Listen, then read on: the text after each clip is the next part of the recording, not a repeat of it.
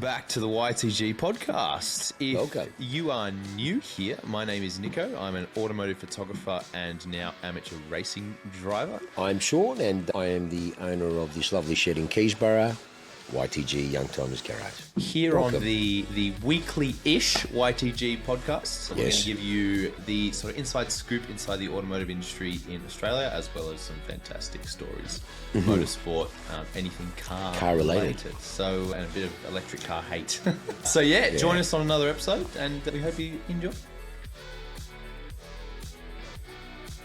Welcome back to another episode. Hello. Good to see you. We are going to kick things off straight away this week with a topic that I thought up a little while back while driving my kids to school. And I thought, Jesus Christ, we have to talk about this because this is going to go nuts. So, driving pet peeves. Shit other people do on the road that drives you up the wall. There's some good ones. I don't know. Let me kick things off because I have got a list. I had this thought in the car. Someone did something stupid in front of me. I hit voice to text on my phone while I was driving, and while I was driving, rattled off like 15 things. I was like, oh, okay, we need to talk about this. So, Yes. I'm going to start with the first and most We're obvious. 2024 too, isn't it? I know. Fuck. I know. I know. Some of these fucking the people. first and most obvious one, everyone's going to resonate with this. You're on a country road, there's an overtaking lane coming up. What does everyone do when the overtaking lane arrives? Of course they speed up. And then they slow down straight after it again. Idiots. It's like they don't want to be Idiots. overtaken. It's like, really? That's why it's there. That doesn't faze me too much.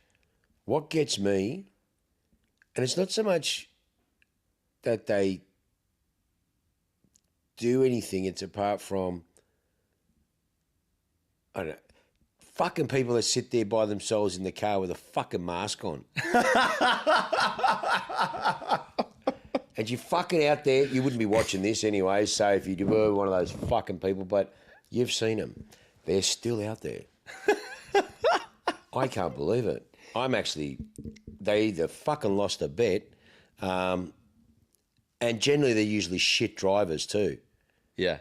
Generally. Yeah. So they're covering their face because they're embarrassed at the way they drive as well. And obviously the key one is the fucking idiot sitting in the right lane on the freeway. That's usually the pet hate. Yeah. You're doing 100, 105. Come on, no one does 100. 100, 105, 110. And the dickhead's doing 90, 95. Yep. And he won't move because he feels entitled to sit in the right lane. And he'll look at you and they won't move. And then you see people move around, they go around, and they and then the faster people start to go left, and that's how accidents happen because everyone's frustrated. Lanes and Correct. Yep. So I'll add on to that. You're in the second to right hand lane on the freeway. The person in front of you is slow and not using cruise control. You go out to overtake them, and because they're not using cruise control, what do? They Just hit the gas. mindlessly copy your speed as you're trying to go past. And all of a sudden, you're both doing 120 because you're just trying to get past them, and they're just mindlessly staying alongside you. Let's go. Yeah. No. Anyone not using cruise control, every opportunity that you can, drives me up the wall. I don't use cruise control. Fuck all. Really? I love to regulate my own speed. Really? Honestly. See, even the long problem is- distances, I love to regulate my own speed. The problem okay, is- if I'm over at a dart or whatever, I'm just going to be fucked. I might put the cruise control on, but it's for a temporary to make my life easier from having a fag or a coffee or whatever the case. Yeah. Psychology dictates that you unknowingly will Match. go into patterns, match people as someone's coming over. You won't even notice that you're doing it, but you'll creep up 5, 6, 7 Ks an hour. Just put cruise control on.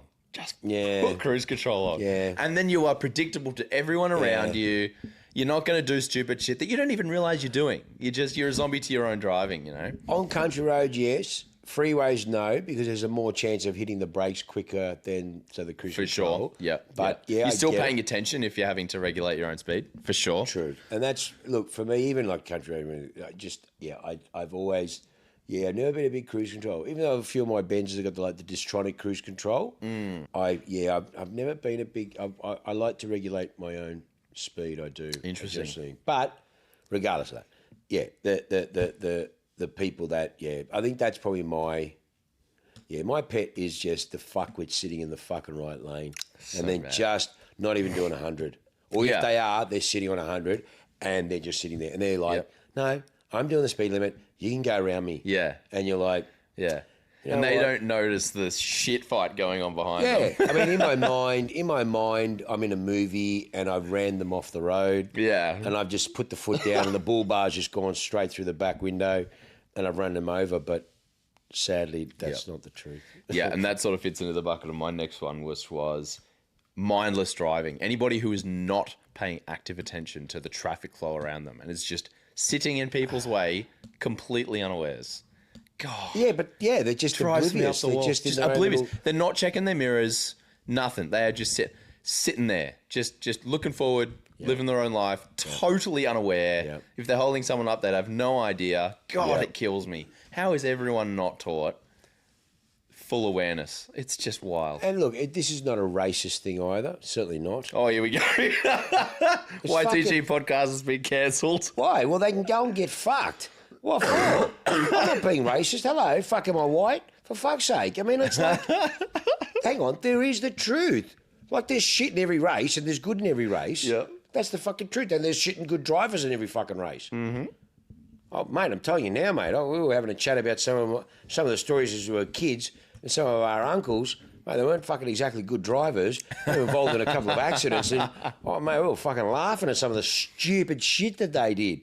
But, you know, it's in every race, mate. You fucking see it, mate. You know what I mean? I'm trying to be politically correct, but in every race you see there's certain sectors that just like, hey, man, we're not fucking where you live, mate. We're fucking somewhere else, mate. You know what I mean? And you'd sit there and you go, but if you say something, oh, you're racist. Oh, for fuck's sake, mate, it's not. It just so happens that this particular person had to be that particular race. But that guy's an idiot too, or that chick's an idiot too, and she's that fucking race. It's just the way it is, mate. You know what I mean? It is. I'm sorry. Don't be upset. It's the fucking truth. It is. So there's good and bad in all. Fucking hell. Good and bad in all. Some, yeah. All right, next one. Yeah. All right. Oh, this shits me up the wall. Which one? People who move into the last empty lane at a red light with no intention of going any gunning it to go to front. They just oh, look, there's an empty lane there. I'll just get in it and then I'll just burr. Yeah, that pisses. I was actually in that same Like, position. just stay in the queue. If you're going to go Yes. slow, just stay in the queue. Christ. Yes. I was there the other day. Same thing. It was 5 lanes, big intersection, and I'm coming up, and the far left was left open. Yep. And I've pulled up, and I've gone, yep, sweet. There was a truck and a couple other cars, and I went, yep, sweet, no problems. Oh, sorry, there was a car and then the truck. Yep. So I went, okay, granted the car will take off, so I know that I've got to have to deal with him, so don't stress. And then I'll just pull in front of the truck. And I've gunned it, and I was something pretty powerful. Yeah. And so I've bang gone. This guy's just, and then like, oh, you dickhead, I knew you'd do that. So I just straight off the gas. But the guy behind me is fucking on it too. No. So I'm like, Yeah. and I just tapped the brake a little bit so he would like, he's off. And obviously we're plenty in front of the truck. Yeah. But that was the other thing. This guy's, hey man, I don't want to pay fucking race car fucking lights, mate. But I needed to get in front and I wasn't sure what you were going to do. So I've gunned it to take off. As soon as he's gunned it, I've eased off. So I'm not in a fucking race car because I would have eaten him. Yeah. But that does, mate. And then the same thing. I pulled up behind someone and she's taken off and there was another car in front. And again, he sort of took off and then she had to brake because she wasn't going quick enough. Yeah. She could have because he just took off easy. Right. And same thing. And I'm like, for fuck's sake. It's very, very... Kills And me. I'm conscious of someone behind me because he's thinking, I need you to go, mate, so I can jump in front. Yeah. So it's... Yeah. But see, I'm conscious of the other people. Correct. Yeah, you are aware of the flow of traffic, what's going on around you. 100%. Trying to be considerate. It's like changing lanes. Here's another one, changing lanes. So I will not change lanes if me changing lanes requires anyone else around me to have to move, brake, make room, whatever. Yeah, of course, I will same. only No. ever do it when there is a Clean. completely open gap, Yep, and that way the 100%. traffic continues to flow. Yeah. People who start to indicate and move before they've even checked the mirror can jump in the bin. Oh, it kills me. Just no thought, no awareness, no idea who's around them, no idea the traffic snake that they are about to cause because they just want to change lanes, often for no reason. Ooh, be aware of the flow of traffic, people. Yeah, Do look not around you. make people hit the brakes. Look around you. That's why that's why you have mirrors around you, and that's why they talk about blind spots. So you have a spatial awareness. Yeah. I'll never forget. We were driving home. I was picking the girls up, and it was late at night. They're late last flight in, and we're driving back from the freeway. Sienna was only like she was like 3 years because baby seat still, and I was in one of my 55s, and we were driving along the freeway. So we've left the airport, cruising along, doing the 100 Ks, cruising, talking. Reed was the front, Sienna was in the back seat, and we're driving along, and I could see, I mean, I don't know, 200 metres, I could see the fucking Roo jumping, and I could see it. And I'm going, fuck, this prick ain't fucking stopping. And next to me was an Audi, I'll never forget, it was an A4, and I'm driving along, we're doing 100, and I could see this guy jumping, and Reed's talking, Sienna's in the back, and I'm watching him, and it all split second, but where I saw it, and I went, yeah, no, this guy's fucking not stopping. And he was jumping, and I've eased off the gas. Yeah. And this idiot next to me, obviously not looking, just looking. Not paying attention. Brother, and I've gone like this because Reed goes, what? And I've just hit the brakes, not hard because of people behind me. Yeah. Just enough control, a bang, going around. This fucking Roo's gone straight into this A4 and bang. Yeah, and I've just gone around, hit the gas, fucking taken off, look in the mirror and saw the smoke and then the Audi going off and then everyone's slowing down and I've just gone, Reece going, we have to stop. I said, why the fuck do I have to stop? I fucking moved around. This idiot fucking accelerated and fucking took the Roo out. It's not my fucking fault. Awareness. I just went off. But she goes, thank God you were driving because I would never. Yeah. She didn't have the spatial awareness. Yeah. And just I'm always looking. Yeah. And that's why, touch wood, I've never, ever had a biff. Never in my entire driving career. Nice. And if I was, someone hit me. Yeah. And they lost. It's simple. They hit me up the arse, or I remember an off-duty cop ran the red lights, hit me. Wow. I was going across, she ran the red. Yeah. And because she was a fucking off-duty cop, she tried to give me a hard time. I'm a fucking dandy boy, mate. Didn't fucking work. Fucking I won. And it was grouse, but I'll never forget, that was the only other time. And then, chick hit me, I was in a Maserati, and this chick was in another car, she was on the phone, bang, straight up the arse. Wow. But it was spatial awareness. Spatial awareness. Very much Motorbikes are taught it. They're all taught it. 100%. Drivers aren't. Car drivers just aren't taught. One of the things, when I can't wait to teach my kids to drive. It's so far away. It's 15 years down the track. I was saying this. But I can't wait. The driver training she's going to be doing. So it's unbelievable. Yeah. Unbelievable. She's going to be, at any time, I'm going to ask them something along the lines of, without looking, what's the brand of the car behind us? Or what was the last street sign we just passed? Testing them constantly. Are you reading every sign? Are you aware of what car is behind us? All the time. Yeah. All the time. Because you have to be. If this is news to you, I am at all times when on the road aware of all cars in all lanes within 50 meters of me. I know where everyone is all the time. Yeah, I don't even have to look in my mirrors to know if I can change lanes or not, because I am tracking where everyone is all the time. And everyone needs to be doing that. Yeah, no. Definitely. I feel like most competent drivers are, but maybe I'm just assuming that. I don't know. But people might be thinking, that's so much to take in and focus on driving. Yes. No, it's not. But that's the requirement. But it's not, because it's so natural that if you're actually driving... When you practice it, When you're actually driving and consciously just being aware. Yeah. Not in your own world or whatever the case may be, just being aware, which you should be, you'll actually pick up on how many faults there are in driverland. Yeah, 100%. It's fucking amazing. Yeah. People just not paying attention. You can see why dash cams are so important. Oh, mate. And you go watch Dash Cams Australia, 90% of those videos are people just not paying attention. Mate. Fuck. One of my favourite things to do is to play one of those compilation videos and try and guess what's going to happen before it happens. Yeah. And most of the time, you'll get it. You can pick it up. You can go, that car's going to do something stupid. You can correct. see that they're going to do something stupid, and then they'll just plow into them. It's like, you should have seen that coming, mate. Yep, like, honestly. 100%. 100%. Yeah. It's actually, I think it's a rather good training technique. Like for your L platers and stuff. Pause the video right before. What do you think's going to happen? Yeah. Then they'll start to see a pattern. Oh, if I do this, what? Yeah. Yeah. So cool. All right, next one. We've got not checking mirrors. And we've got mindlessly indicating before even having a look in your mirrors. Here we go. This one destroys me.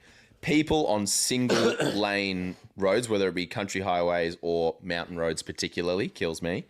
People who not aware of their surroundings, not checking their mirrors on a single lane mountain road, purposely holding up the cars behind them because they feel like they are stopping people from doing dangerous driving. I've never run across that. I'd run them off I get it a lot. So I'd run them off the road. In all of my years of barreling... So they're trying to be good Samaritans. And stop people from hooning. Never got that? Thank fuck for them. I haven't. I've had it often, especially in a bright yellow supercar looking thing.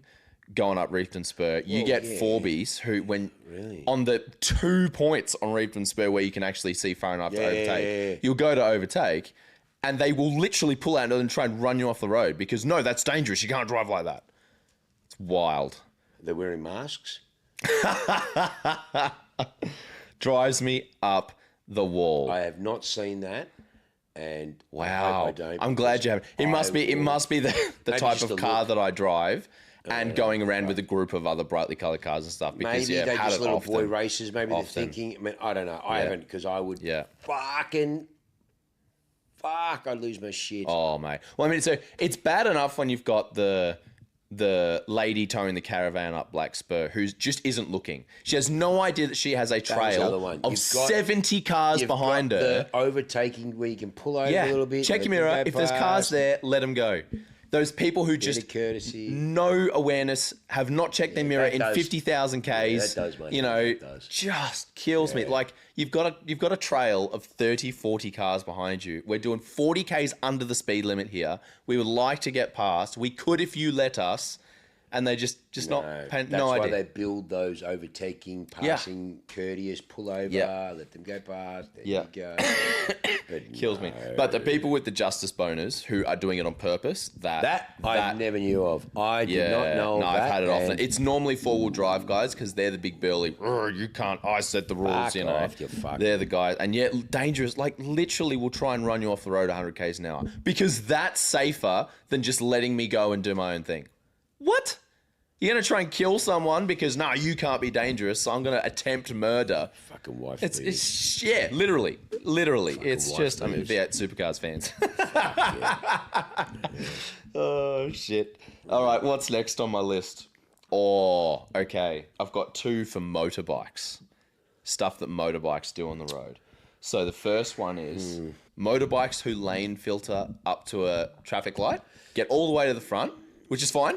Yeah. And then take off a granny pace in front of a... Yeah, there is nothing worse than sitting pole position at a red light going, here we go, I'm ready to go, I've got open road in front of me, we're about to go, and then a motorbike pulls up beside you, pulls into your lane right in front of you, and then just takes off.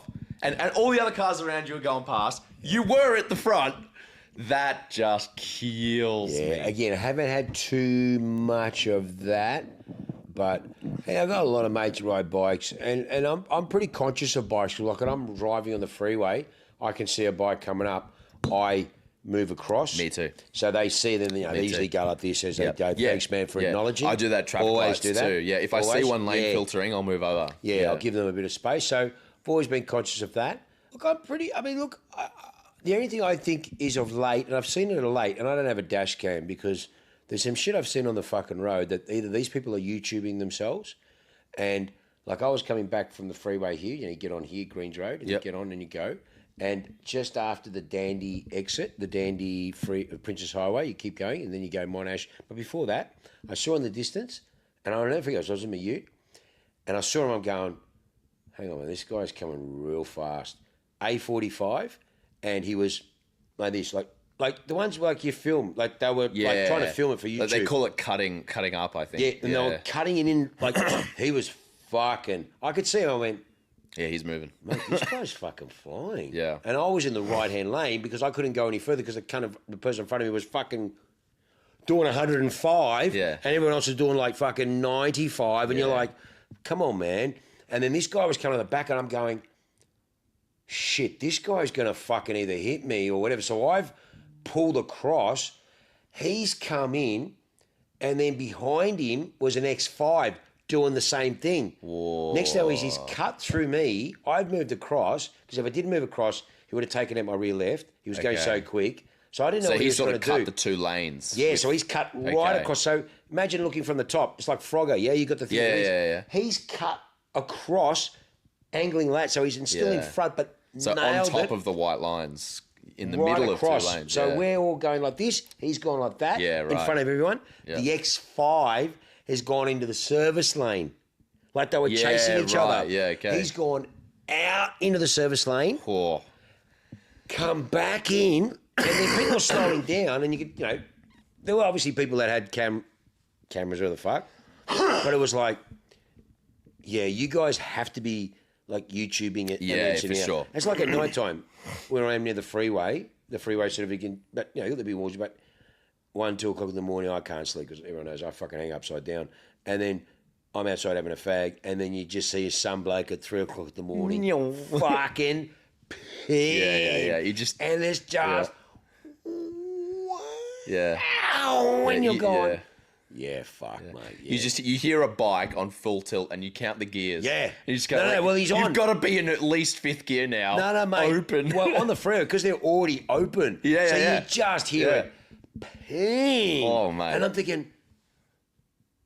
mate, he's still going till he's out of sight. Out of Well, it's a hearing. whole way. So it just pinned the whole way. And really, where we are, that's a beautiful stretch. Oh, at yeah. that time, in a car, you got more chance. In a bike, you got no chance of catching these boys. Nah, they're just see you later. gone. Yeah. So you hear it and you're like, wow. But again, that stuff there, you see there's some really stupid shit, and that's the guys on the bikes. You do see them. Yeah. And you're getting a lot like in America, these dickheads going around on their trail bikes in the western suburbs trying to do monos and do all that shit on the beach road, and they're trying to cause menace. Yeah, they're the ones I like to see fucking hitting the back of trucks. Yeah, I like to see them hitting the back of trucks. Oh, yeah, okay, they're the ones causing the grief and being stupid pricks. Yeah, doing silly stuff. You know what I mean? You just want to. Yeah, it's just time and a place stuff, really. Yeah, man, that's stupid shit. That's dangerous. Just being dickheads on dirt bikes and running amok and as they are. That's It's like what's that stupid shit they do in America where the idiots are doing all that stupid shit in this, and the guys are sitting in the car and they're getting fucking hit and jumped over and. In America, where they're doing like drifting or they call them takeovers. Yeah, they just do burnouts in the middle of an intersection. Just fucking people are getting run over and these wild. guys are fucking getting knocked in the next week. Wild. I don't know where that's come from. It's crazy. And they get up. I reckon it's shock. They get up like I've just been hit. Motherfucker, your legs are broken, you dickhead. Just shocked you got up and then you realise, I'm fucked, and he's down. And I'm thinking, I was trying to see what the essence was in that. I couldn't get it. Like I think, love car honestly, shit, but I was like, I reckon it is. What is that? It is pure rebel. I need to just fucking vent. Just want to rip. Yeah. We need to be as outside the law and dangerous and wild and irresponsible as possible. But I don't get these idiots trying to jump the cars when they're fucking doing, and then most of them don't jump. Adrenaline. I would imagine though. Or attention.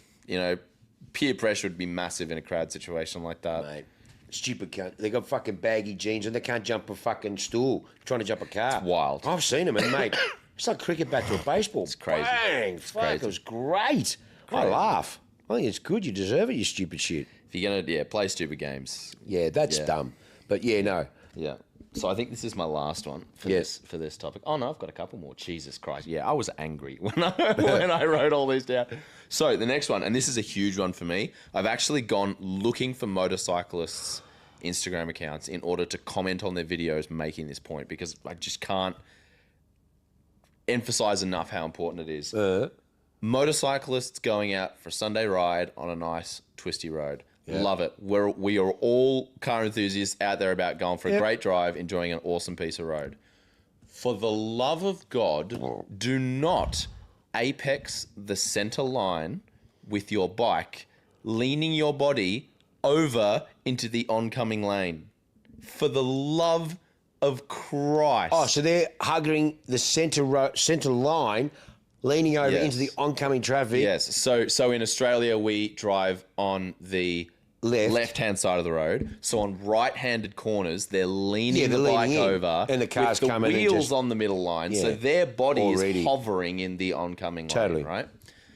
The amount, on Reefton Spur only, the amount of motorcyclists' helmets that have missed my right headlight by inches, because they are not expecting a sports car coming the other way around a blind corner at twice the recommended speed for that corner. Yeah. And you cannot just stand a bike up. No, I don't care how good you think your reflexes are. She's going down. You cannot just stand a bike up. No. Not in the amount of time when a car doing 100 k's an hour appears around a blind corner. Yeah, no. Stop leaning over the oncoming lane. Yeah, no. Jesus Christ. I'm going to kill someone. Yeah, no. By accident.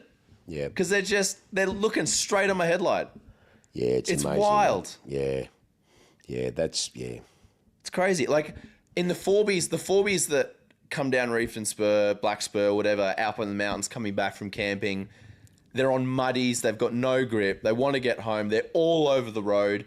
I can understand why you do that. You're in a Forbie, for Christ's sake. It's still incredibly dangerous, but I understand the why. Yeah. But when you are on a motorbike and it's you in the oncoming lane with no protection, there's no way to justify that. They don't want to run wide in case they run wide, then they'll go into the fucking trees and that's so they run closer to the centre road. It doesn't make any sense. It's crazy. I mean, I get wanting to apex the corner and speed and everything else, go as fast as you can. But apex your head with the inside of the lane, not your bike. I know. Christ, it kills me. My biggest rule whenever I'm driving hard on the road is my lane only. Yeah. I will not cross that centre line. It's just a hard and fast rule because if you let yourself start doing it, all of a sudden you will do it at the wrong time. Yep. No, very true. Crazy. Bikers, stop it. I love you. Let's all go enjoy the roads together. But Christ, I'm going to be the one in jail when I kill someone for doing nothing wrong. Oh, it's not good. Learn. It's not good. And most of them are cafe racers, so they don't really know how to take bends.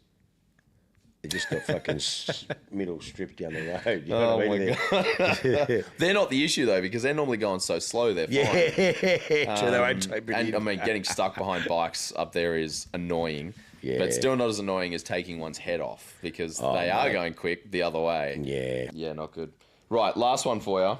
And this kills me. This absolutely kills me. You're on any sort of main road, 80 Ks, 70 Ks, whatever. Yep. The person in front of you, you're in the leftmost lane closest to the edge, and the person in front of you puts their blinker on to turn off into a side street or something. Then slows to walking pace on the main highway, basically stops in the main highway, and then takes the most granny left turn, stopping the whole lane of traffic behind them because they can't take a turn at more than 2 kilometres an hour. Well, especially if you can't go around them. Kills me.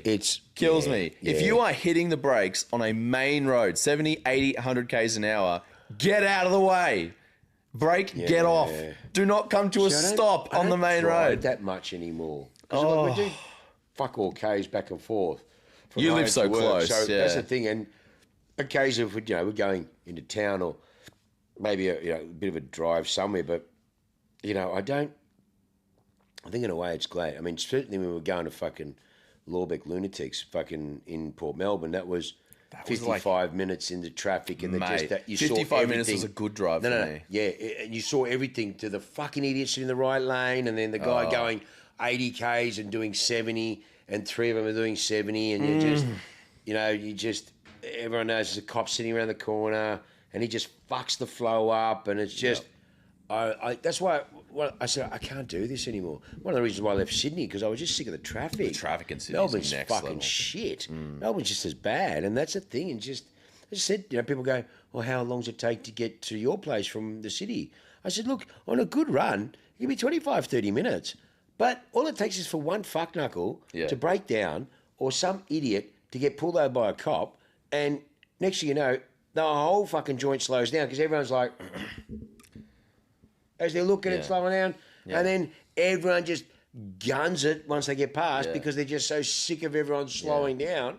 Then all of a sudden everyone's gone from 20, 30 Ks to warp speed because they more than 100, I know. Well, I've got up to, and we're going, and then people are going past you because you can see the frustration. Then, fuck, let's just go. It's just and like, then angry people create more accidents. Thank you. Yeah, it's safety the recipe cars for breed disaster. safety cards. And Recipe it's like one of those for things. disaster. Yeah, man. And it's just, and again, it's intolerant drivers, it's inconsiderate drivers. It's not a matter of safe drivers. It's just people not understand. Yeah, and just obnoxious to the road manners and the flow and and just being aware around you, mate. And that's what it is. Yeah, it is. It's bad training. That's what it is. Bad training. Yeah. And Australia is famous for its quality of drivers being so poor. Yeah, anyone from Europe comes over here and just goes, "What the heck is going on?" It's just shit. It's horrendous. It's just crap. Not good. Anyway. Anyways, yes. We hope you've enjoyed that topic. If you've got any pet peeves of your own that we haven't mentioned, comment them. Let us know. Because I think that is such a cool topic. And I think everyone gets so pissed off at other stupid people on the road. Yeah, fucking oath. Everyone can relate to it. Yeah. Very much so. All right, so we'll get on to the news for the episode. Yes.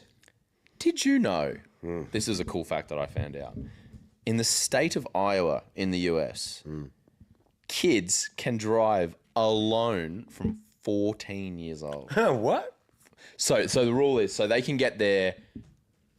effectively what P plates are here, where you can drive alone for the first time. That's at like, I think 15 or 16 in Iowa.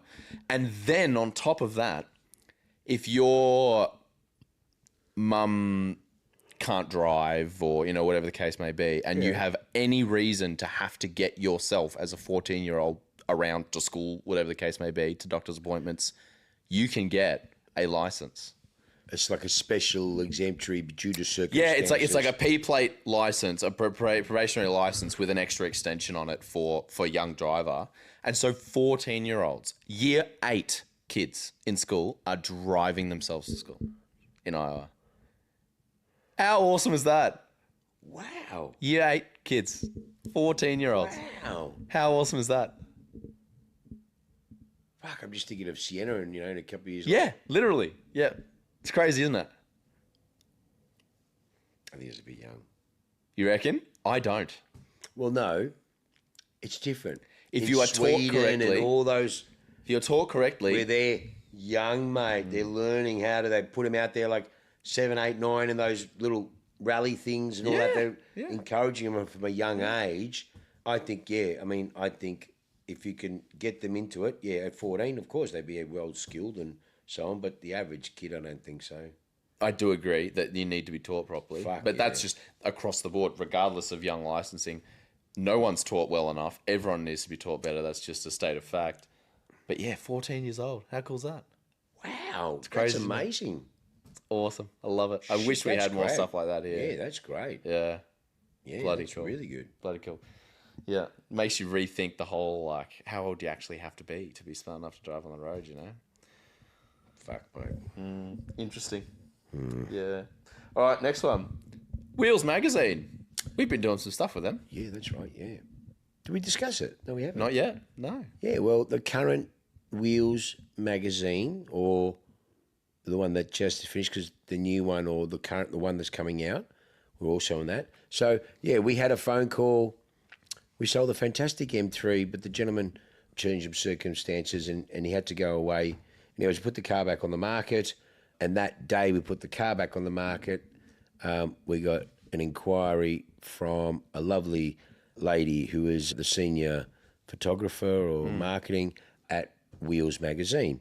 And had a chat to her. She goes, look, we're not looking at buying the car, but you know, we want to do a feature. They're called Modern Classics, I think they're calling Something like that. It's all original, classic, modern classic cars. So they have started this new feature in Wheels, and it's going to be a regular segment in every magazine, and it's called Modern Classics, and they're picking certain cars from 70s, 80s, and 90s that were obviously really cool and have really become influential, and I guess, again, like I said, generational. They've got a real big appeal. Yeah. And they were looking for, what they want is something that, you know, they wanted original cars that are not being messed with. And again, like we were saying, finding original cars is getting hard. So we were blessed that we had probably one of the best, if not the best, example, 3.2, Esteril Blue, just beautiful. I knew the first owner, I knew the second owner, bought her off the second owner. Yeah, great car. And they wanted to know it was as good as what the photos. I mean, obviously, Nico does our photos. We don't Photoshop anything. We just control the lights. This is what we always said. Everyone talks about how beautiful our photos are, which obviously credit to Nico. It's, we had a design of wanting to be something a bit different, but something that we can control the lights here so we can really capture the car, because, the whole focus is the car, whereas if you see a lot of dealers, they'll have a lot of noise in the background. So you can't help. Human nature, looking at, yes, there's a lot of pricks out there copying us now, and now the focus is the car like this, and you fucking idiots know who you are. But in saying that, there's one of those things that we've done that. So they rang up and said, look, it looks amazing. We'd love to have a look at it. We'd love to feature it in the magazine. If it's as good as it is, they came out, they said it's better than what we thought. And we were grateful because we were allowed to put our branding on there. Nico worked with Alan. His face is in the magazine driving the car. Yeah. One of my longest, dearest, most beautiful clients, JT, and condolences, Captain. His mother passed away. So our biggest, I was talking to him the other day. So, he was kind enough to allow us to use his beautiful place to do the photos and that. And we had a really good relationship with them. And now we've been sort of like able to partner with them when they need cars. And then we did the R33. We've got a beautiful R33, which we have in storage, a genuine 7,000 Ks. 7,000 Ks. Genuine 7,000 Ks. Midnight purple R33 GTR. Beautiful car. Beautiful car. So that was in storage for 14 years or so. We had to recommission it back on. We were going to sell it, but now we're just keeping it in storage for the client. And again, they wanted something, and the holy grail was the purple. And I said to what we had, she couldn't believe it. So we're in that as well. And obviously, again, I think that's coming out closer to Christmas. Is it? Yeah, cool. Yep. So there's a couple of other cars that they would like to work with us on, which we have, or we've sold and we can get back. So that was really, really good. So it was really, really, it was very humbling and grateful to see that we're in there, and it was great. And obviously that all that did was cement the value of that car. It was already one of the best ones on the market. And for all of you that were kicking us in the balls and giving us a hard time on that, well, too fucking bad. You missed out. It was the best car on the market. You should have fucking paid the difference, but hey, you can just look at it and jerk off. Anyway, so basically and now we've got another one. Even better. Well, no, not better. It's as equal. It's as equally as good. That was a 98 done 112. This is a 96 done 85. So it's like... Okay. So it's a much of muchness. I suppose some people go, oh, that was a 98, but then they go, oh, this is 85 Ks. But the big bonus is this is Schwartz Black, so it's even rarer. Okay. So it's Schwartz Black with black leather, as good as the Esteril Blue car, but Schwartz Black, totally original, 85 Ks. That's pretty good. Unbelievable. Price? So I'm probably going to be somewhere where we sold that other car for $68,000, all right? Remember everyone was advertised? It was offering 60. Pay you now, mate. Pay you now.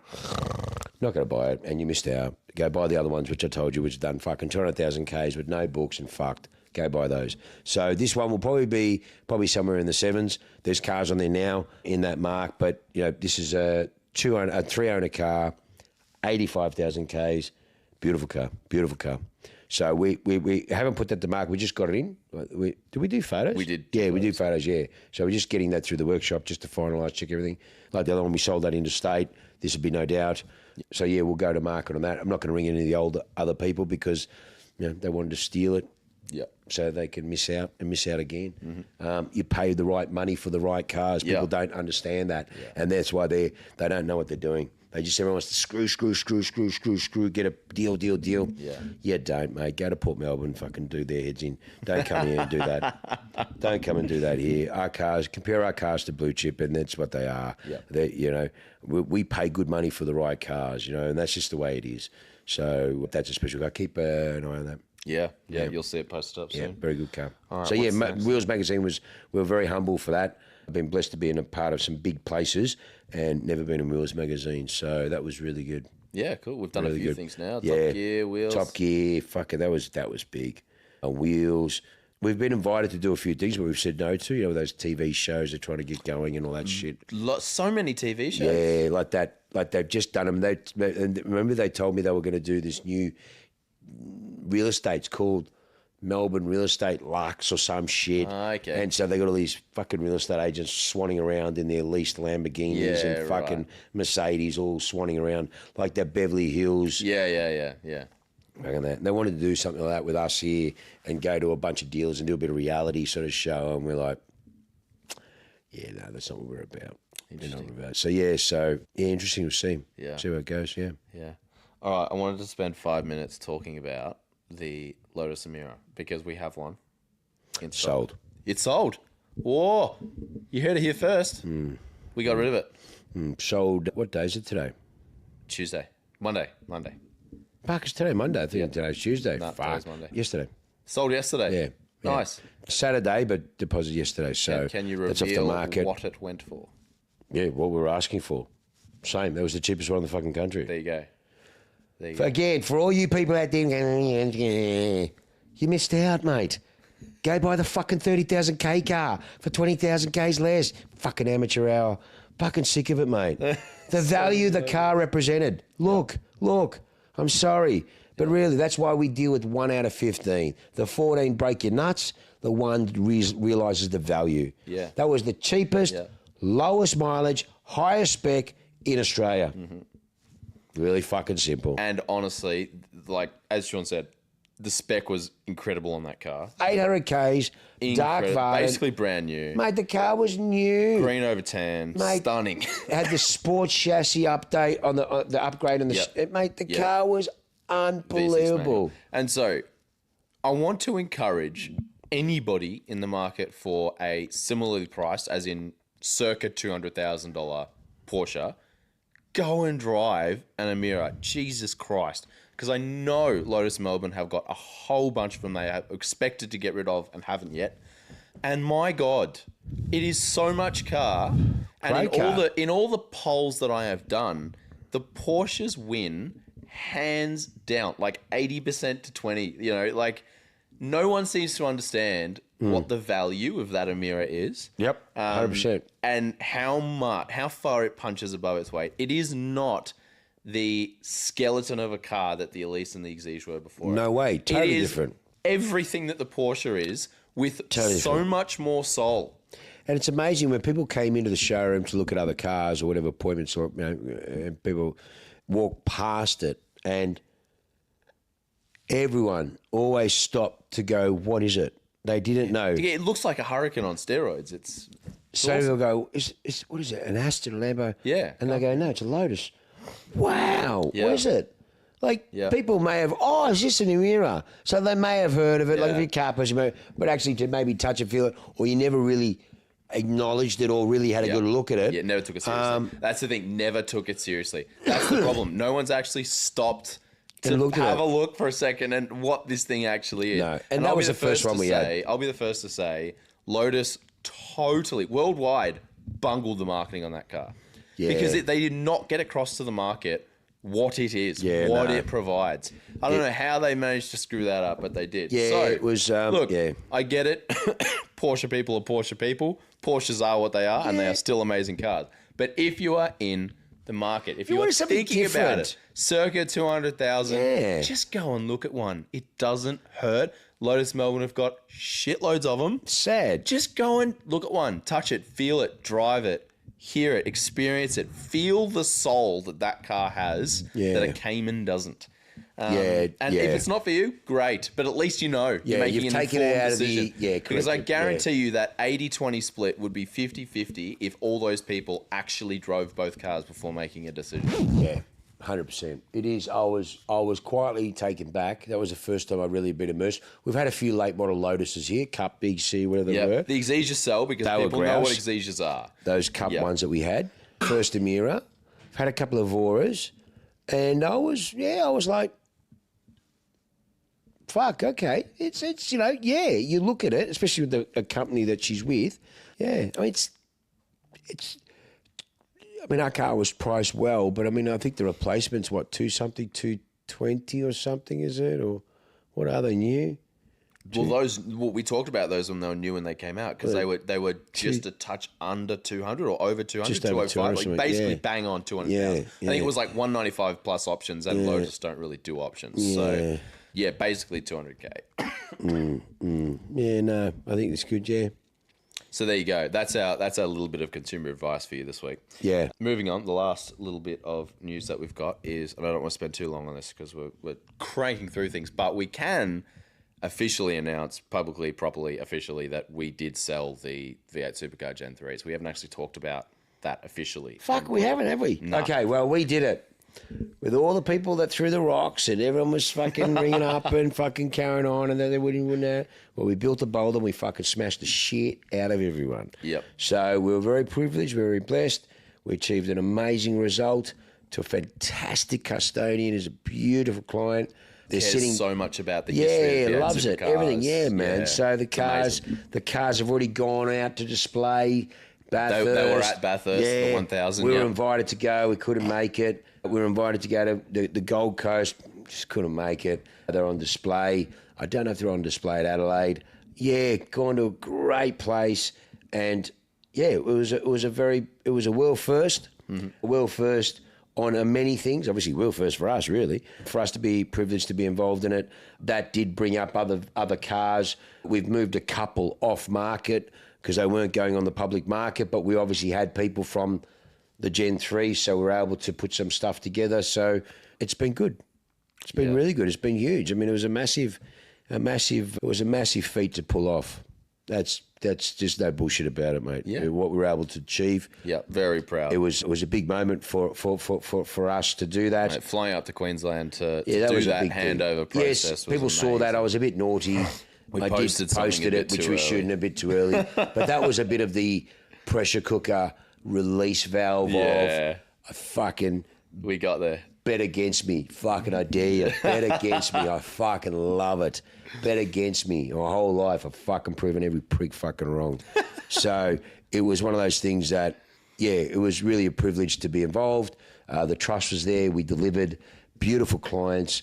Great experience. Great. Everything just went beautiful. They had a fantastic time at Bathurst, that we got them in the driver formation parade. Full experience. Yeah, it was huge. It was great. So it was a real thank you to all that. Yeah, and these made new it owners, happen. they care so much about the history. And Yeah. they were asking us for all the development of the Gen 3s and how they were built and put together, because they're building a history on these things as the special thing that they are. Just the perfect person. Best, yeah. Yeah. And then we were blessed, a very, very beautiful client of mine. I'll just call him Gigi. I won't say his name, but you know, you watch occasionally. I love you, mate. And the grouse thing is, go Lewis. His cousin's Lewis's race engineer next year, Ferrari. Oh, he was Vettel. I told you wow.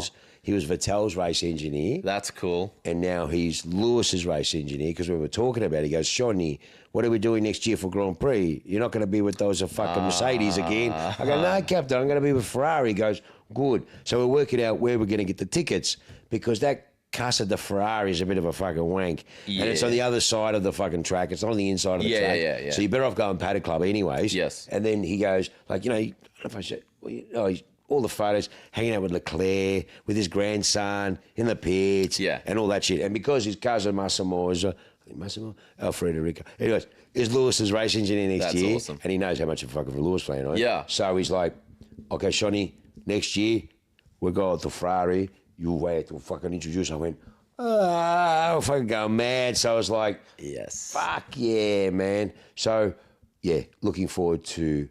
F1's going to be good. Yeah. Fuck yeah. All right. Yeah. Questions from the audience.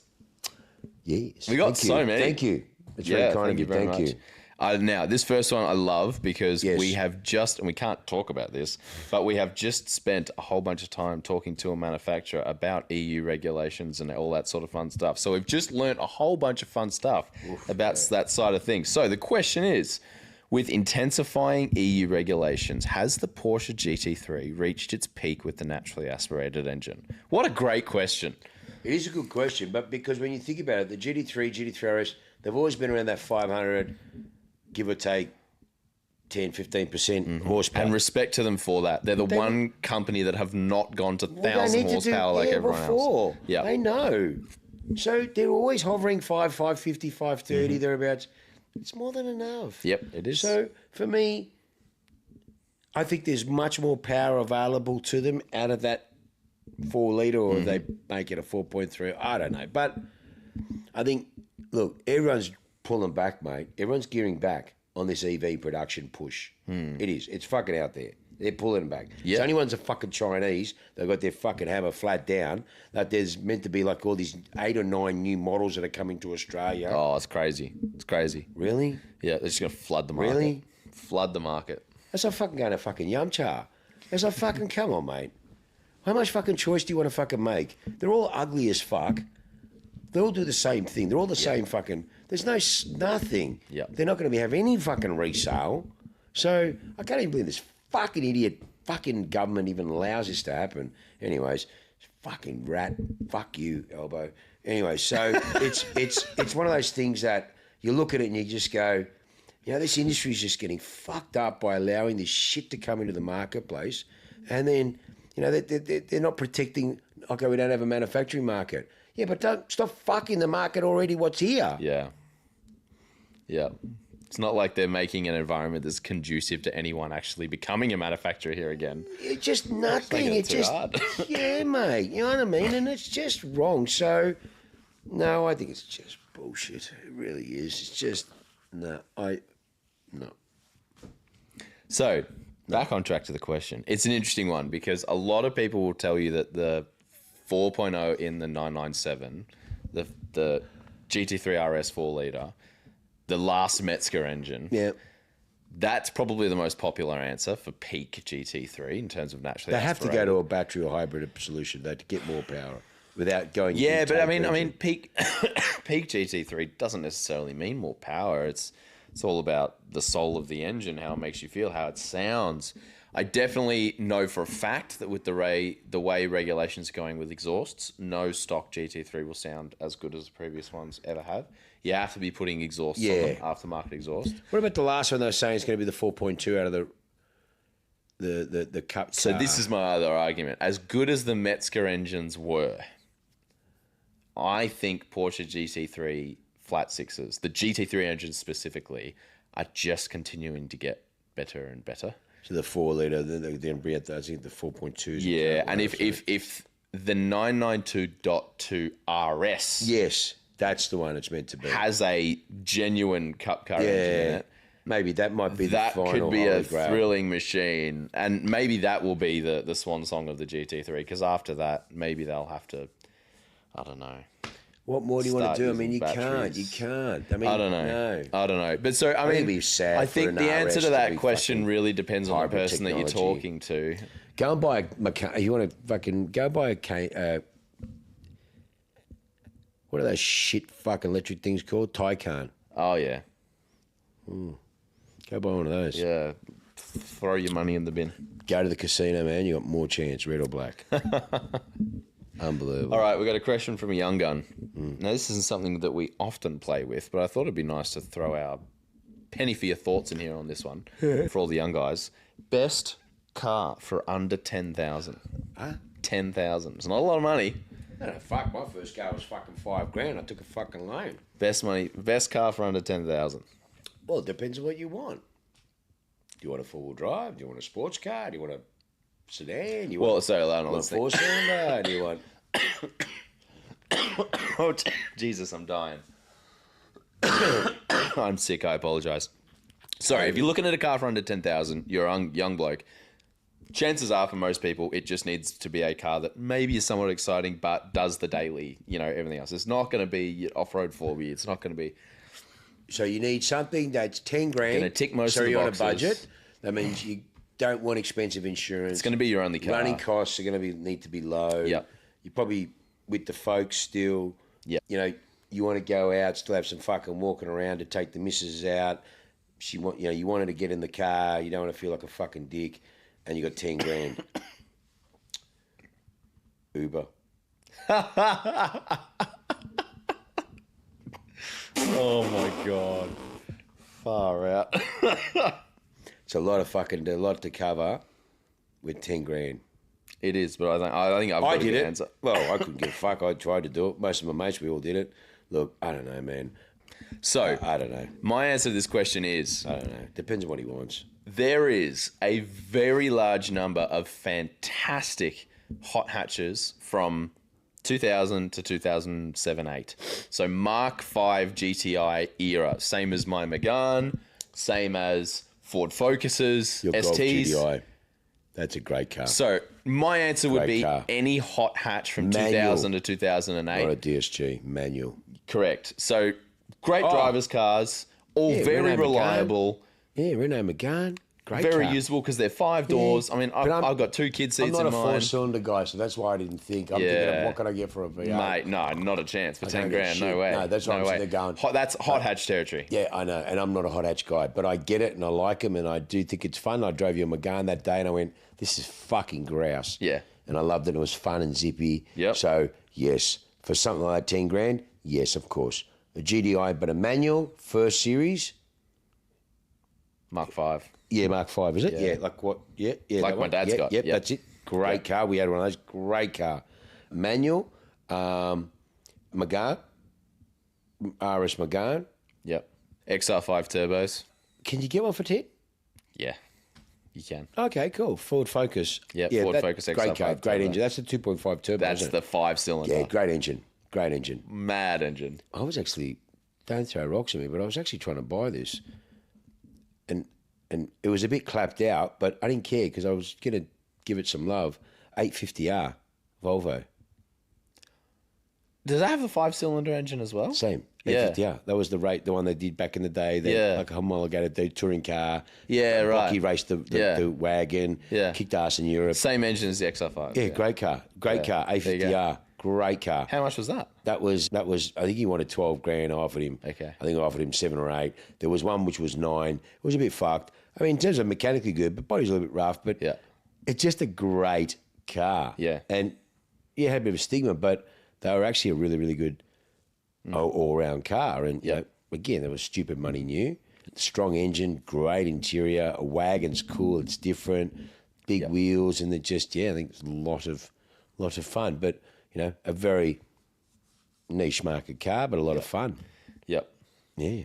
And I reckon a hack for the hot hatch market is if you don't have the requirement for the bigger boot and the 5 doors, if you step down to the 3 doors, so your Polo, your Fiesta, Oh yeah. you can get a much newer, lower K car than what you can the 5-door counterpart for the same amount. In a 3-door. Yeah, so you can go and get a Mark V Golf GTI, or you can get a Mark VI Polo GTI for the same amount of money. Yeah, okay. I So if understand, you don't require the larger car, look at the smaller 3-door cars because they're even smaller and zippier and fun. A little bit less power, but they weigh less. They're just as great drivers. Look at cars. a little Renault Clio. Clios. Great little car. Clio RS. Great Awesome. little car. Awesome. Great little car. Yeah. Now, if you don't mind front wheel drive and the rear kicking its leg up like a dog having a piss, it's just fun. They're good, fun little cars. They do, but they're just fun cars. They are. They're zippy. Yeah. They're engaging. Yeah, easy to find parks with Yeah, them, cutting man. through traffic. Their fuel is good. Fuel's great. Yeah, Yeah, man. They're not hard on brakes. They're light. And they're funky. They're cool. Yeah, point of difference. Yeah, definitely. Yeah. Nah, So there you go. If you got 10 grand, you're looking at a hot hatch. Yeah, definitely. All right. What's our last question here? Okay. Oh, we got two. We got two actually. Yep. First one we covered way back in episode 3 of season 1, so we'll just quickly tough off on it. But someone has asked what our first cars were. Mine was a Sigma Peter Werrett. And if no one knows what that is, shows her age. Peter Werrett, check him out. He was a fucking cross-dressing fucking car journalist. He used to get dressed up in drag, but he was just a fucking legend. And That's crazy. And Mitsubishi named a car after him. And he did his own car, which was a limited edition, and they came Recaros and Momo steering wheel, and you know, they were turbo and 2.6 6-cylinder. Mine was a 6-cylinder non-turbo. They had stripes, one colour, red with the black and grey and stripes. They were sort of big back in the day. I bought one.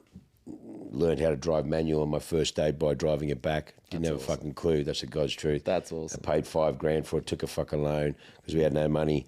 And that was my first car. Nice. Yeah. Nice. You know, if I could buy it back, I would. I was trying to find one. I can't. There's none left. If anyone has a Peter Werrett Sigma and it's original, not fucked, original, please, not a turbo. I want the 2.6. And mine was all fucking original. I did have B45 Simmons on it, but if someone has one of those, please ring me. I'd love to buy it. That's cool. And a VF VIP Valiant 318 with a Fireball, 318 with a 727. I'm trying to buy one out of Adelaide, but it's got a 6 in it. Again, please ring me. That's nostalgia because that's what my old man had. Nice. Yeah, I'm trying to buy one and do it up the same as old man. So, yeah, that was first car. Yours? Nice. I had Yours a was a 2001 Holden Brina SRI. Yeah, they were fucking SRI. SRI. So that was Holden's competitor for the Ford Fiesta XR4. The car below the XR5 Turbo. Yeah. So that was the Fiesta of that generation, and I had the Holden competitor for the SR. And they were literally horsepower per horsepower, identical, those two cars. What were they, like 80 or 90 horsepower? 95 or something like that. Yeah. That actually wasn't a bad looking thing, the SRI. I remember that. Mate of mine. The front splitter was like this far off ago. Yeah. He had a little rear spoiler on the top, I think it was. I plasti-dipped the rear spoiler red. Like shit, the things you do when you're on your L plates. Mate. So I crashed that racing an R33 GTR on Mount Dandenong the night before I flew out to Canada. Nice. Very nice. Fucking wringing its neck out. I went on a journey with that car because my first car, obviously. So you learn a lot. Yeah. And what ended up being its demise was my journey of learning lift-off oversteer. And attempting to purposefully commit into lift-off oversteer with trees either side. And then, having a bit of a moment where I'd gotten too comfortable with doing it, was in a somewhat racy scenario on wet roads against a GTR, an all-wheel drive GTR. I'd fuck up all over it. And had a little bit of a... I was a little bit too confident with lifting off into the corner because I'd been doing all this lift off oversteer. And at the speed we were going at that point, it just looped. It just looped. Yeah. Fuck yeah. Anyway, you live and you learn. So, last question. How is the market for Aussie collectibles? Look, the market, I was saying this the other day. Look, the market, I've said, market has been very funny this year. It's been up and down in all different sectors. Some cars I've been saying have really bottomed out, and if anything, you can start to see that there's a little bit of a correction. Mm-hmm. Other cars are still coming back. I think that we'll get a bit of stability now over the next 2 quarters with interest rates and things like that. So that just gets a bit of confidence in the market. Aussie cars, I think they've really... In some areas, a lot of them have not bottomed out because a lot of people are paying big money for some of these cars and they've really come back. I think it still will be soft and I think it's firmed up in some areas and it will then probably go slowly back. Will it go to some of the shit that we've seen over the past? Probably not for a long time. A lot of hype was built up and there's just so much product out in the marketplace. You know what I mean? Like, just driving that like I said, just driving that Bentley for 60 grand. Fuck. What a car. What a lot of car. The engineering. Yeah. You know what I mean? Like, it's just... That's why I love all these older cars. I mean, they were so well engineered back in the day. They're still an amazing car today. And the value they represent, fuck. And you feel so good just driving them. You just do. So, and again, it's not a dollar value. It's not. I think they will, but again, it'll come back to the very special cars will always be strong. Yep. It won't be like a blanket for fucking everything. It won't be. No. Very, very specific cars will have the market growth again or the consistency, if you will. I think that's all we need is a little bit stability. Let's just calm everything down again. Look, volatility. Trump winning has made a big difference. Already you can see the markets have changed. They've got increased. There's a calmness. Again, not to talk politics, but that's the reality. People look at that, and already you speak to people and certain things already. So I think there's a few factors outside which will just give everyone a bit of let's just relax a bit and let's start to enjoy life again. And, you don't have to go and spend $1 million. Yeah. There's a lot of fantastic cars under $100,000. And there's, I think, with the more influx of all this shit that's coming out from Asia and all this electronic stuff and all this push for all this crap. And, I'm looking at all these different gadgets. And, mate, granted, give credit where credit's due. A lot of the Europeans aren't doing this shit, and the Chinese are doing. The shit that these cars are coming out with is out of control. I'm not impressed by it because that shit I don't care about. But for what the average new young tech person wants, it's fantastic. Nothing comes close to it when it comes to European. Nothing. There's nothing close to it. And if it does, you've got to fucking pay 3 or 4 times the price. So they're buying people by value. Yeah. That's what it is. There's no soul. There's no style. There's no nothing. It's just, holy shit, this is a lot of value. I have to consider it. Mm-hmm. You have to. Yeah. Unless you're that fucking badge envy, no. So I just think as the more shit comes, there'll be still some good stuff there. Yeah, and I think we're passing a point of the ratio of technology in a car has passed I don't know what you'd call it. Like a threshold of too much. A threshold, yeah. Yeah. And I think all the stuff coming up to and right up to that threshold of will still work in 40 years' time is going to carry some value. I really worry about all of the Great Walls and the SsangYongs and all the manufacturers I can't even pronounce that are building these cars that are going to last 10 years. And then the screens are not going to work. Nothing's going to work. Yeah. They're going to fall apart. Yeah. Honestly, I've got an issue now. I mean, I've got my fucking Chinese Great Wall, which has been a fucking warranty now. We're into our 4th week. Oh, yeah, because your Chinesian block cracked. How many Ks has that thing got? 30,000? 50 Ks. 50,000 Ks. And the block cracked, the piston wall cracked. Something cracked in the fucking thing and they're waiting for head office to fucking sign off on it. Because it's made of Chinesium. And they want me to buy another one, which I thought they were great value. That's why I got out of my range and bought that or took that as a trade I was driving because I thought it was great value. But this is the problem with them. This is the fucking problem with them. And they got the worst fucking after-sales service ever. Oh, I'm not surprised. Not surprised. The worst. So they're throwaway vehicles. They're not meant to fix them. You're not meant to come back. It's meant to last 5, 6, 7 years. It gets thrown in the bin. Well, it's a 7-year warranty, so thank fuck for that. Yeah. And then 7 years and 1 day, it just exactly. But falls apart. That's just it. I mean, how are you supposed to retain clients to get back into a new one? Doesn't matter how much shit you offer them.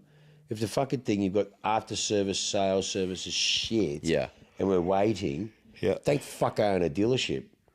Because I haven't had my year for 4 weeks. Yeah. And out of respect, I didn't take the loan car because I don't need a SUV.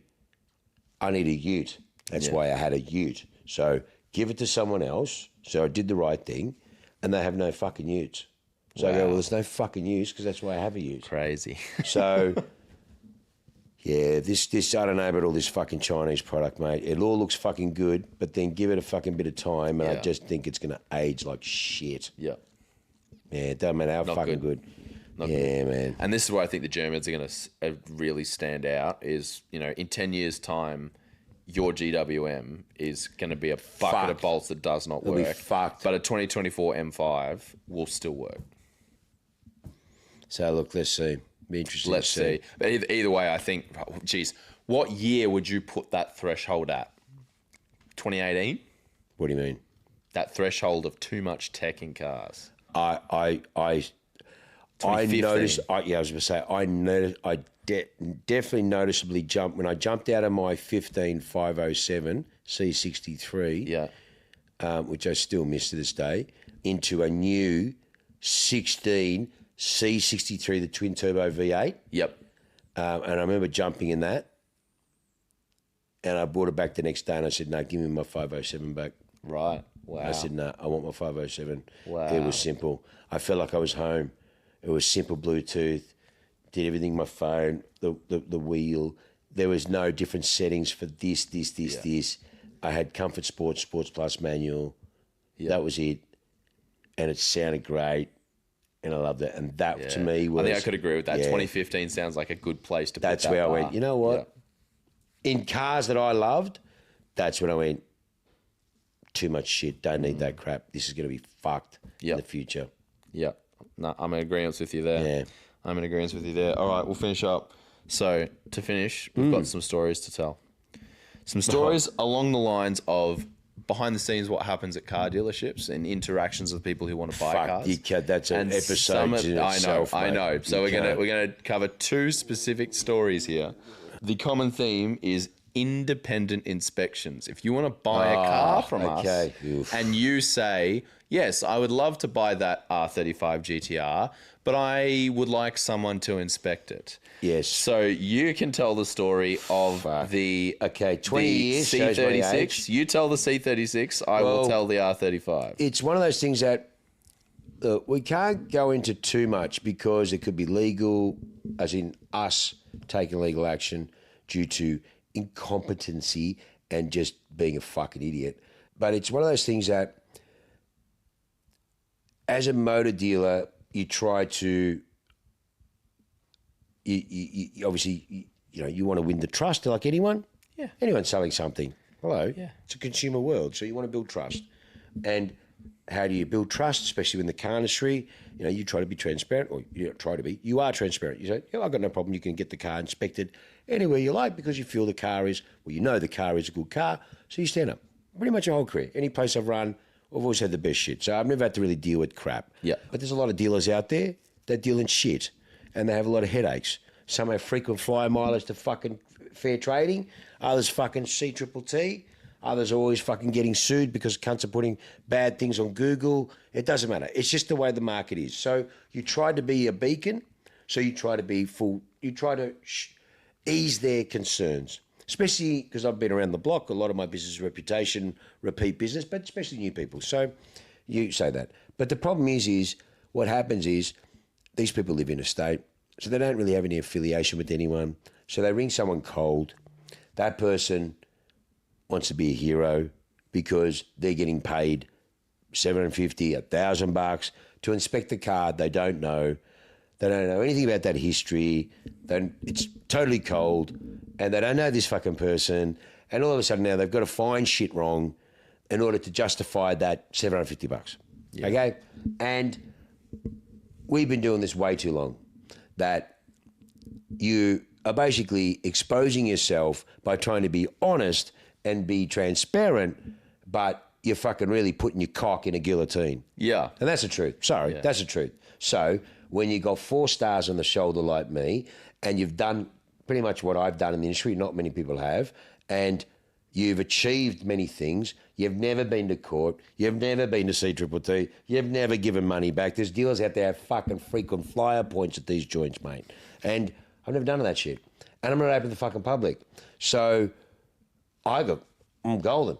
Never had an issue. But when Mr. Customer then realises that I'm being transparent, so he goes, I don't want to recommend anyone because it looks like then I'm trying to send them that way. Yeah, exactly. But when someone is seasoned with me with such a reputation, I fucking know everyone. Everyone knows me. So you know them. So again, you try to stay on the fence. But then what they do is they ring up an independent mob who are fucking useless, who'll send a fucking Blanc out here in his white combo van with a fucking, what are those fucking micrometer fucking paint things, which I want to shove up his ass.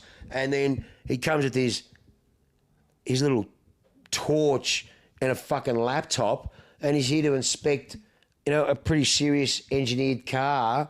And because they claim that they're experts in pre-inspections and that sort of shit. Yeah. So to give you an example, we had one of these Blancs come out. I won't mention the name because I did threaten to take legal action against them, but they're banned from here. They're, I guess, a reasonably well-known car inspection places. They're fucking idiots. And basically the client rang up, said, look, Sean, I've got them to book the inspection. I went, look, okay, no problems at all. No problems. I've got no problems. Let them come out. Anyways, they came out. The guy turned up, knocked on the door. Been around the block too many times. Saw him there, go, yep, no worries, mate. You hit a look at the M3. Yes, mate, no worries at all. He came in, obviously saw the place. He was a bit gobsmacked by what we had in here, didn't expect it because we are very under the radar. And we took the car out. We let him be, gave him the respect that we thought he deserved. And again, just, I've got nothing to hide. When your car's good, you got nothing to hide. Yeah. Never have, never do. Yeah. But when the fuck knuckle doesn't know, can't even spell BMW, doesn't know what he's looking at, because you watch and you look, and when you've been around the block, you know. Yeah. And you know what to look for. I know what to look for when I'm looking at certain cars, and this guy doesn't fucking know what he's doing. Yeah. The worst one was a fucking imbecile came out to inspect the McLaren, and when he looked at it like it was a fucking spaceship, and when he came and knocked on the door to ask us how to open up the bonnet, I kicked him out of the joint. So, yeah, that wasn't happening. So this idiot gets micrometers out. It's a 96 model car, and he's fucking measuring it. And obviously, the car's had paint on the bar. The bars are plastic. It's aluminium. Then you got another composite for the spoiler. The car's 35 years old. It's going to have a little bit of discolour. Never been in an accident. Hasn't. It's all the original seals. Maybe the bar was painted. That's fair. It's 35 years old. And I remember asking the bloke, I said, mate, have you ever looked at an M3 before? Knowing you, I've already had a bit of a track record with this mob, and I said I really wouldn't let them again. Right. And then the guy's like, oh, yeah, I sort of know BMWs. I went, oh, yeah, sweet. Again, who the fuck am I to judge? What car did you look at beforehand? Sorry? I said, you obviously, it's 11:30. You've obviously gone to a dinner inspection before. I mean, inspections you do a day. Oh, I try to do 4 or 5 inspections a day. Oh, yeah, cool, couple of hours a day, whatever the fuck, or half an hour, depending on whatever. Well, you know your system. Yeah. And, you got your, oh, no, this is my tools. Oh, okay.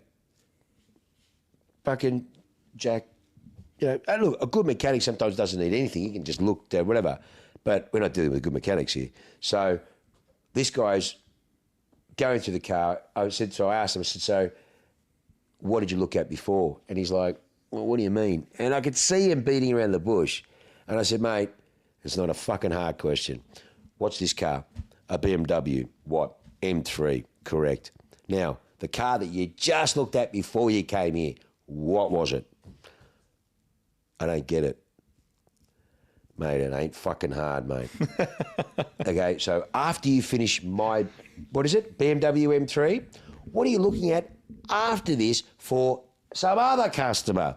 Hello, McFly, Land Cruiser. Okay, so what was the car that you looked at before this M3 BMW? A Ranger. Okay, what's the car that you're looking at before the Ranger? Did you look at a car before the Ranger? A Camry.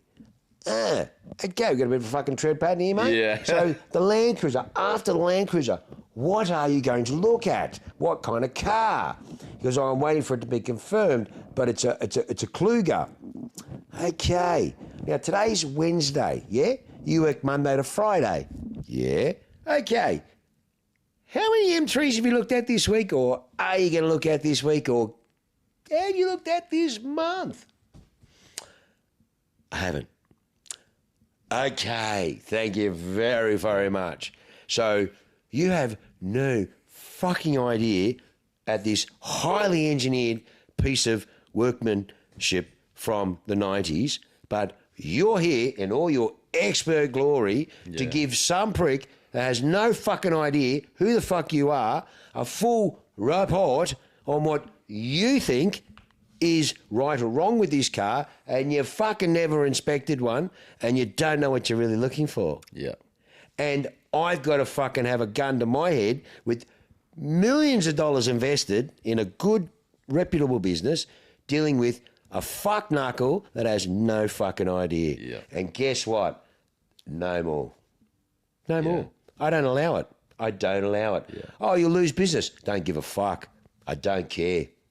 I don't care. It's hurting us to bring the inspections. We don't have inspections anymore. The can't- inspections are done independently through independent people that have been in business longer than Duttons, longer than Sean, longer than Ferrari, Zagamis, longer than fucking Lamborghini, longer than fucking Aston Martin. These are independent workshops, been in business for 25, 20 years, master mechanics. There's a handful, and they're the ones I use. Yeah. Because they're going to put their reputation on the fucking line, not for me, for themselves, that the car is good. Yep. That's what I do. And if you don't like it, don't buy a car off me. And let me tell you, I don't have a fucking problem now. Because when people ring up, they don't know. A lot of people don't know. And as a dealer, this is where I play the long game. If you believe in your product, you stand behind your product. It's really fucking simple. Anyone who knows me knows me. I stand behind any fucking car I have here. Whether it's a matching numbers blue chip investment or a little bit of a bitter, which is fun, but it's value. Mm-hmm. I'll have it here because it's still a good car. Yeah. So you as a dealer, you should be able to back your product, play the long game, look at this customer as a long-term customer, as I do with everyone, and be confident in your product. If they don't accept that and don't like that, well, then go away. There's another person for the right car. Yeah, because chances are if we say yes to their request for I've done that before, and I've done that before. The inspection guy will be an idiot and we'll lose the sale anyway. I can't mention names, but I've got to a stage in my career, which is 20 years at the highest level. No more. It's full control. Full control in terms of, no, I'm not going to let some fucking imbecile that you ring up a 1300 number, you pay them a fee, and they come out, do an inspection report, and they send it to you. Nah, that doesn't happen here. Well, these companies are banned from my business. Worst case is when we take the effort to send a car somewhere for an inspection and we put out that time and effort and they put it on the bloody hoist wrong and damage the underneath of the car. That was another one, the fucking imbeciles, and I call them imbeciles because we are taking legal action against them. Yeah, they damaged the car and then put it on the report as if it was there. So you're a customer, you ask to buy a car from us. We say, yeah, sweet. You say you want to inspect it, send it here. We say, cool, we'll send it there for you. No issue. We send it there. That company damages the car. And we've got all the witnesses to prove it. Refuses to admit it. No, it wasn't us, wasn't us. Won't give us the camera footage because we guaranteed it, and we've got workshops that are guaranteed it. So by the time we finish it, I'll probably have an extension workshop by the time I finish. And then the cherry on the cake falsely reports the car to the buyer who no longer wants to buy the car. So we've lost the sale anyway, and now we've got a damaged car. And the cherry on the cake for me is when you set me all the way out, whoop, whoop, with the R35. So R35 GTR, so 800 Ks on the clock. Yeah, brand new car. Brand spanking new. Midnight purple R35 T-Spec. 800 Ks. Brand Literally has never been driven. Lovely brand new client. car. Well, he was drove it all the way out there. I incinerated him. He's probably still in. Client goes, look, I've got my mate or brother-in-law owns a Ford dealership. Can he inspect it? Because I trust him. Yeah. Okay, cool. We're sitting here going to him, look, sir, it is a brand new car. So there should be no issue, but really, out of respect, it should go to a GTR dealer. Or a Nissan specialist, someone who knows what they're looking at. What is a Ford dealer going to know about a $300,000 supercar? Wild. Sure enough. But we did it. Sure enough, we did it to be compliant. He understood, and it was fucking backyard amateur fucking circus motors. Brand new car with 800 Ks on the clock, and they gave back a 2-page long report full of bullet points of bullshit. Oh, bro, it was stupid a fucking stuff. We laughed. I incinerated them so bad. I think they probably have even lost their Ford dealership, and we took it to the best Nissan GTR dealer, technically in the world, technically in the Southern Hemisphere, and in French Gully, they're the number one Nissan GTR dealers, and they inspected it, rang the client, said, this car is perfect. Yeah. There's nothing wrong with this car. It's perfect. Ford dealer had no idea what they were looking at. know what to fucking look at. The car was brand new, put livery stuff on it, and he was just a fucking, and if you're watching this, mate, you are a fucking donkey. You're a fucking backyard donkey. And just stick to your fucking tractors, you fucking idiot. So we sold the car, of course, to someone else who I had took the car out to that Ford dealer. It. I took it out there. I said, no, this idiot. Trailered it out there because it had 800 Ks. Hey, mate, can I send my guy out there with a trade plate to drive your car? I'm going to have a look at it for my mate. And I remember I go, mate, are you fucking serious? You're asking me to let a $500,000 car go with your fucking lackey on a tray plate. Yeah. And you're going to drive it. It had done, 300 Ks or 400 Ks. Nothing. It's brand new. And drive it to this Shitsville on the other side of town, to Fuckville, USA. Yeah. And literally western suburbs. And I'm like, and he thought it was okay. I go, wild. Brother, they had no idea you're what a Ford they're dealing dealer. with. What's the most fucking expensive car you have there? Yeah. A pimped out Raptor? Yeah. Was that 120 grand? Yeah. And you just think it's okay. Yeah. So amateur hour totally fucked it up. I incinerated them. I don't think they have a Ford dealership anymore. The idiot that was buying it, we incinerated him too because we were so angry. We were trying to be transparent. And then when the number one Nissan GDR manager in the country has rung you up, put it in writing, put his reputation in writing saying, hey man, this Ford dealer's totally wrong and the car's perfect, I would buy it. He just thought everyone was against him. Crazy. So Crazy. if you're watching, you know who you are. You're a fucking loser. You missed out. And the guy that bought it loved it and the car's perfect.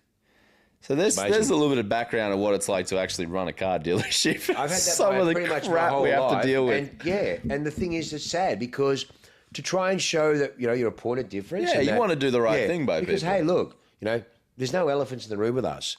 You know, car dealers don't have the best reputations. No joke. Yeah. No different to real estates, no different to fucking lawyers. Hey, there's fucking a lot of shit prick doctors out there too, but hey, I walk around in a white suit. But when you take pride in what you do and when you believe in what you do and it's a career and it's a life, it's not a job, and you've built a reputation and you've been privileged to be a part of some of the biggest places in the country and some of the biggest brands in the world, and you've built an ethos, we stand behind our cars. Always have. Give you fucking thousands of fucking testimonies. Don't need to. The fact that we're 5 years here, doors closed to the public, not open to the public, is testament to our business. So for us, if you're looking at buying a car off me, I've got no issue. If you want to get it inspected, no issue. We will discuss what's happening. Yeah. Because that's the way it is. If it's not, do not ring me. Do not ring me. Because that's just the way the law's going to fucking be. Really simple. People forget, yes, this is a business, but it's also got to go both ways too. Yeah. Where we're not going to be bent over because someone wants to get the car checked by fucking ABC, fuck knuckle motors who have no idea. Yeah. No, my mate's a mechanic. Good on him, mate. That's great. Yeah, and next. And next, yeah. So, no, and as I said, we've actually set the tone for a number. We've been blessed. We've sold a lot of cars, and the tone's been set that way. Got nothing to hide. Yeah. And the clients have got off this phone and said, mate, what an absolute amazing workshop, tech, went through the car. Everyone's got long reputations on the line, mate. No one's here to fucking buy. Going to fucking get rich and sell one car, mate. Fuck that. I got fucking tens of millions of dollars invested in a fucking business. Going to fucking rip someone off for a car. Get fucked. Port Melbourne's got plenty of those pricks there, mate. Fucking just go there, mate. So no, not at all. So please, when it comes to car inspections, if you're looking at getting a car inspected by anywhere, you've got to be fucking fair. Okay, you've got to be understanding. You've got to be reasonable. And most importantly, you're not buying a new car. If you can, go and buy one. But if you can't, you have to accept that there's tolerances that you have to allow for, because that's what happens. Yep. There's still some amazing cars out there that have lost appreciation, massive value, but you've also got to be fair. Yep. You got to understand that these things have time. Have a look at yourself in the mirror. You age. We don't always age gracefully. And cars are no different. Yep. You got a good car, you have to understand that you've got to allow for certain things that need to be done in the future. If not, go buy a fucking fridge and stick to that. That's it, really. Don't play in this world because you can't afford it financially, mentally, physically. You don't accept it. You fantasize with it, but don't come and play here. Don't. There's a lot of things involved with it. And you have to be a big boy. That's the truth. There you go. So I hope I covered it. Be very careful with your inspections. Hope you learned something about behind the scenes of what goes on. Well, fuck me, mate. People will tell you amazing things to get the best price for their trade-in. They do. Yeah.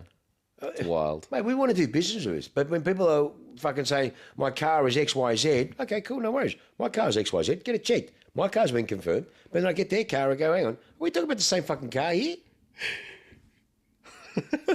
Hang on. Your car's meant to be fucking XYZ. It's not fucking ABC. It's tricky. Well, no. It's just fucking people being shifty pricks and they're trying to get... Yeah. They're fucking smart, mate. We catch you out. We don't give a fuck. Yeah. I'll sell for less for someone else with a clean deal. So, you know what I mean? People have to be fair and understand too, mate. 100%. Yeah, two-way street. If you want the best relationship, if you love to play cars, talk to any of my clients and be with me for fucking ever. I can be your best friend, or, mate, I can shut the door on you and there's a lot of privileges you won't get. You just have a good relationship with any car dealer, long term, and work together, mate. And then you'll just enjoy cars. Yep. That's what it's about. Don't think of the one deal. I think a long term, and your client that's looking at a car deal should look at long term. We should be a two-way street so you can always just turn over cars, enjoy, and have fun. Yep. Don't come there. There's fucking plenty of guys out there. Just try and work that out. That's what we do here. It's not hard. Not rocket science. You've fucking seen it. Fuck. Yeah. 100%. It's just the way it is. So no. On that bombshell, we'll end. Very good. Thank you very much for listening, guys. Thank you. It's Let lovely us to know chat to pet you. peeves. What do people do on the road that you absolutely hate? Yes. Let us know. Any topics you'd like to talk about, please. Yep. Hopefully it won't be too long between drinks. Thank you again. Chat Have a to you lovely soon. week. Ciao, ciao.